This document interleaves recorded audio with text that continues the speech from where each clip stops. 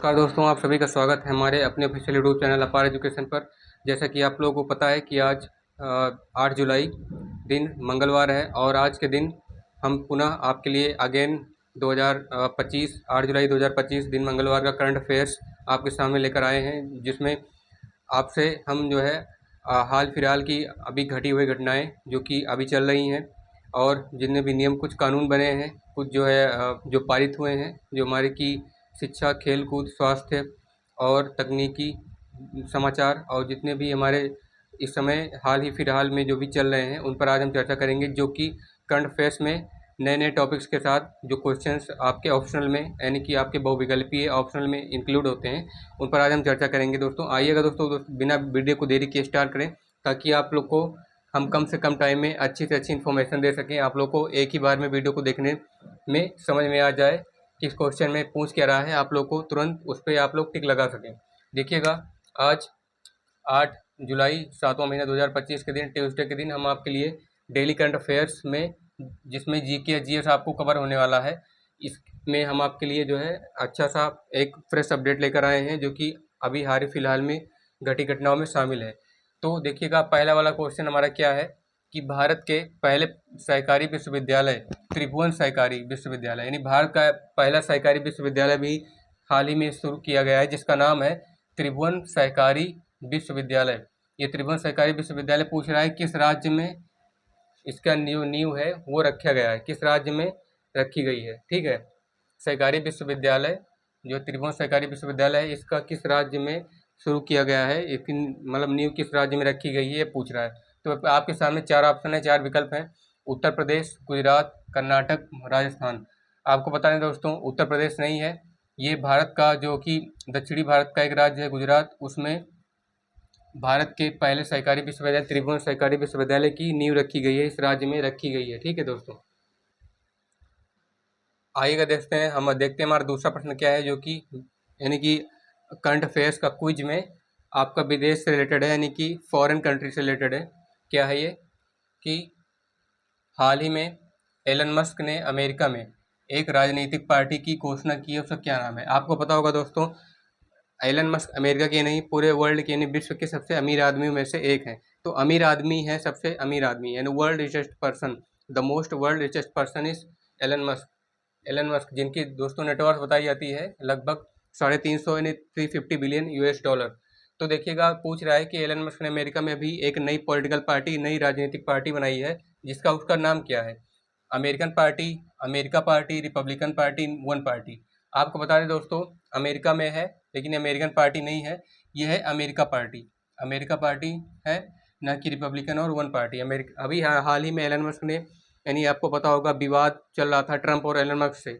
Elon Musk जो कि Trump के काफ़ी करीब माने जाते हैं, वो एलन मस्क सबसे बड़े उद्योगपति जो कि विश्व के सबसे अमीर आदमी में हैं, वो एलन मस्क जो है ट्रंप से विवादित जो है अभी उनका जो मसला चल रहा था कुछ हल नहीं हुआ, तो उन्होंने एक नई राजनीतिक पार्टी का गठन किया है, अभी शुरू किया है, उसका नाम अमेरिका पार्टी रखा है।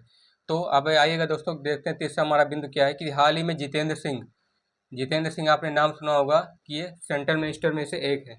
तो इन्होंने, जितेंद्र सिंह ने किस शहर में फेनोम इंडिया नेशनल बायो बैंक का उद्घाटन किया। जो जितेंद्र सिंह है उन्होंने पूछ रहा है कि भारत का ऐसा कौन सा शहर है जिसमें उन्होंने फेनोम, ये फेनोम है, फेनोम इंडिया नेशनल बायो बैंक का उद्घाटन किया। कौन सा राज्य है, नई दिल्ली है, मुंबई है, उत्तर प्रदेश है, इनमें से कोई नहीं। आपको बता दें दोस्तों, ये नई दिल्ली है। अभी हाल ही में जो है भारत के जो सेंट्रल मिनिस्टर हैं, जो कि केंद्रीय मंत्री हैं जितेंद्र सिंह, उन्होंने भारत के नई दिल्ली शहर में फेनोम इंडिया नेशनल बायो बैंक का उद्घाटन किया। वो शहर आपका नई दिल्ली है, ये आपको ऑप्शन सही हो जाएगा। आइएगा देखते हैं आगे क्या है हमारा।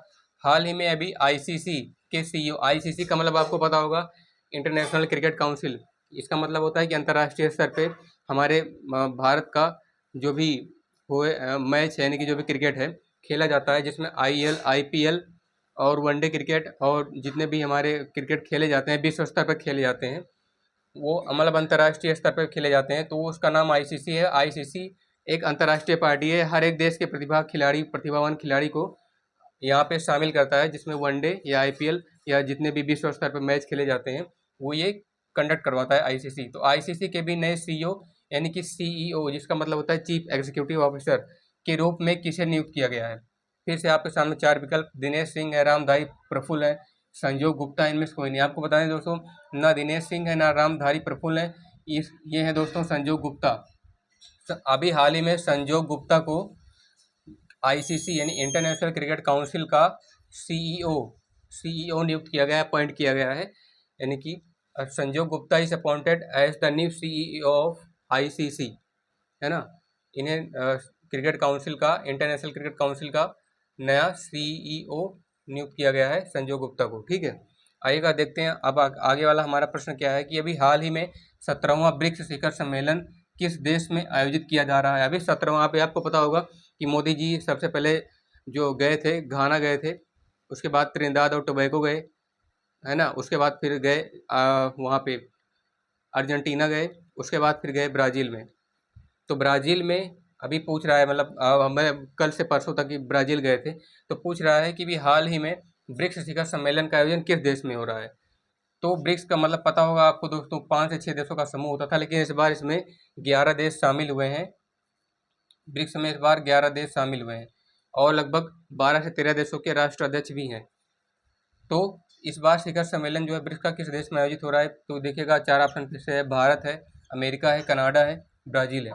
आपको बताएं दोस्तों, भारत नहीं है क्योंकि भारत से खुद ही प्रधानमंत्री मोदी गए हैं। अमेरिका भी नहीं हो सकता क्योंकि नाटो शिखर सम्मेलन के लिए अमेरिका खुद ही नीदरलैंड गया था। कनाडा भी नहीं हो सकता क्योंकि कनाडा में दोस्तों अभी हाल ही में कनाडा में एससीओ की सॉरी दोस्तों, कनाडा में मीटिंग हुई थी G7 की, तो ये नहीं है। ये ब्रिक्स शिखर सम्मेलन का आयोजन दोस्तों ब्राज़ील है, क्योंकि प्रधानमंत्री नरेंद्र मोदी जो है कल ब्राज़ील गए थे, तो ब्राज़ील दौरे पे ही लौटते वक्त उनका जो ब्राज़ील का एक राज्य है, कोई स्टेट है, तो वहाँ पे जो है ब्रिक्स शिखर सम्मेलन हुआ लगभग 7 से 8 देशों के बीच, जिसमें अब इस बार 11 देश सम्मिलित हुए थे ब्रिक्स में। तो आइए दोस्तों आगे बढ़ते हैं। हमारा अगला वाला क्वेश्चन जो है इससे भी ज़्यादा इंपॉर्टेंट है कि भारत के पहले सहकारी विश्वविद्यालय, भी आपका ये जो ऊपर का वाला क्वेश्चन है इसी से रिलेटेड है, इसी से संबंधित है कि भारत के पहले सहकारी विश्वविद्यालय त्रिभुवन सहकारी विश्वविद्यालय, यानी भारत का जो पहला सहकारी विश्वविद्यालय बना है उसका नाम है त्रिभुवन सहकारी विश्वविद्यालय। इसकी आधारशिला किसने रखी? अभी तक हमने क्वेश्चन पढ़ा कि कहाँ पे रखा गया था, गुजरात में, लेकिन इसकी आधारशिला किस केंद्रीय मंत्री ने रखी, ये बताना है। तो देखिएगा फिर से आपके सामने 4 विकल्प दिख रहा है। केंद्रीय गृह मंत्री अमित शाह ने, रक्षा मंत्री राजनाथ सिंह ने, धर्मेंद्र प्रधान ने जो हमारे शिक्षा मंत्री, निर्मला सीतारमण जो कि वित्त मंत्री हैं। अभी आपको बता दें कि ये रक्षा मंत्री हमारे जो डिफेंस मिनिस्टर राजनाथ सिंह, इन्होंने नहीं रखा, ना ही एजुकेशन मिनिस्टर धर्मेंद्र प्रधान ने, ना ही फाइनेंस मिनिस्टर निर्मला सीतारमण ने रखा है। केंद्रीय गृह मंत्री अमित शाह ने, जिसे बोला जाता है इंग्लिश में central home minister Amit Shah, इन्होंने अभी हाल ही में क्या किया है कि भारत के पहले सहकारी विश्वविद्यालय जिसका नाम है त्रिभुवन सहकारी विश्वविद्यालय, इसकी आधारशिला जो है हमारे भारत के केंद्रीय गृह मंत्री अमित शाह ने रखी है। ये बता दें, बहुत ही अच्छा काम किया है कि जो सरकारी विश्वविद्यालय है उसमें जो गवर्नमेंट के छात्र हैं, जो गिरे से मतलब निचले स्तर के जो छात्र हैं, वो उनके लिए सबसे ज़्यादा अच्छी बात है कि यानी जो SC ST या सबसे निचले कास्ट में आते हैं वो भी यहाँ पे सरकारी विश्वविद्यालय में पढ़ सकते हैं, जाकर के एडमिशन ले सकते हैं और अपना नाम, अपने ज़िले का नाम, अपने माता पिता का नाम रोशन कर सकते हैं। आगे बढ़ते हैं, क्या है कि ब्रह्मांड में लगातार प्रसार की घटना को क्या कहा जाता है? आपको बता दें, ये वाला जो प्रश्न है ब्रह्मांड, आपको आगे आपको पता चल गया होगा, ये जियोग्राफी से रिलेटेड है। जियोग्राफी यानी कि भूगोल, ये भूगोल से संबंधित है। तो भूगोल यानी कि जियोग्राफी से रिलेटेड ये क्वेश्चन जो है कभी ना कभी लगभग हाल ही में, फिलहाल में अभी पूछा गया था यूपीएससी में 2018 में, 2020 में और 2024 की बैच में आया था। तो क्या कहा जाता है ब्रह्मांड में लगातार प्रसार की घटना? प्रसार से आपको पता चला गया हो कि बढ़ना, ब्रह्मांड जो हमारा लगातार बढ़ रहा है, उस बढ़ते हुए ब्रह्मांड की जो घटना है उसको बोला क्या जाता है? फिर से 4 विकल्प आपके सामने, बिग बैंग बोला जाता है, प्रसारण बोला जाता है, ब्रह्मांड विस्तार बोला जाता है, इनमें से कोई नहीं। तो दोस्तों बता दें आपको कि ना इसे प्रसारण बोला जाता है, ना ही इसे ब्रह्मांड विस्तार बोला जाता है, ना ही इसे, इनमें से कोई नहीं है, ऐसा संभव नहीं। तो इसे बोला जाता है बिग बैंग। बिग बैंग के बारे में आपको हमने कल वीडियो में बताया था। देखिएगा, बिग बैंग का जो अभी एक जियोग्राफिस्ट हैं, एक जी भौगोलिकवेत्ता, जिसे भूगोलवेत्ता कहा जाता है, खगोलविद कह सकते हैं, एस्ट्रोनॉमर या जियोग्राफर। तो वो जियोग्राफर जो है बिग बैंग, इनकी जो बिग बैंग थियोरी है इसे बोला जाता है बिग बैंग। ये एक थियोरी है, किसकी, किसके द्वारा दी गई है? जॉर्ज लेमेंटर। अभी हमने आपको कल क्वेश्चन में बताया था कि ये जॉर्ज लेमेंटर हैं।